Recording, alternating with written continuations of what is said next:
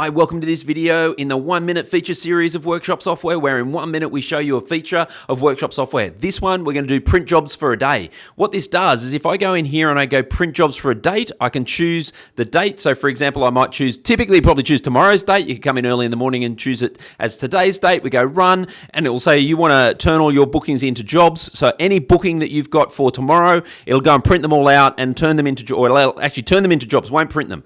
What you can do then is you can actually go print jobs for the date, right? So what you would do is you would then, if you want to print the job cards out, you go print tomorrow's jobs, go run, and it said, do you want to print all the job cards that are due out for tomorrow? So whether or not they were bookings or whether or not you just created a job card in the job center but hadn't printed it yet, you could go yes, and it would print them all out, right? So that's as simple and easy as it is to do. So you can just simply choose all of your bookings and jobs, turn the bookings into jobs, and then go and print out all your job cards so you've got all your job cards ready for when your customers come in.